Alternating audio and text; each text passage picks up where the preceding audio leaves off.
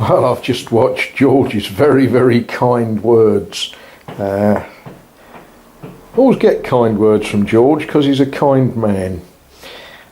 Have I got a model railroad? Well, yeah, I have. And I've just got another one. Look at this.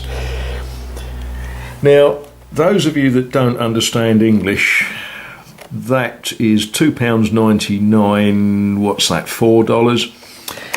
I saw this in a charity shop. It's not second-hand stuff. This is stuff that they buy in to make a few pennies for the charity that they support. And it just amused me. And it's the right size to make a Christmas decoration railroad. So, yep, I'm working on the kitchen table and I'm going to be quickly putting together a Christmas scene with a railroad. Look at that, it's got track, it's got a little wind-up locomotive.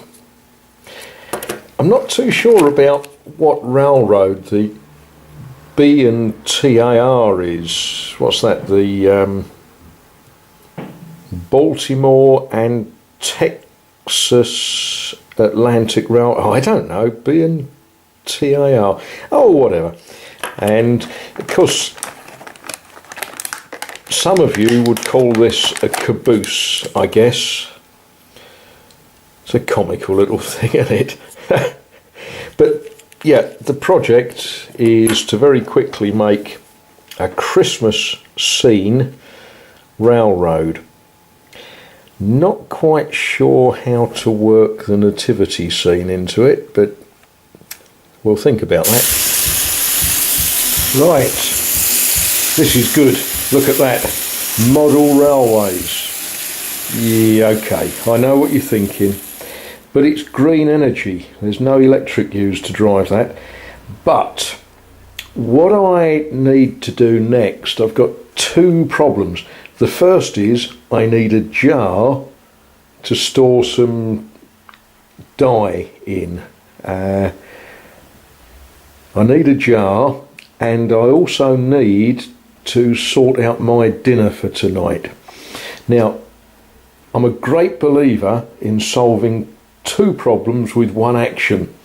So let's think about this. I need a jar, I need my dinner.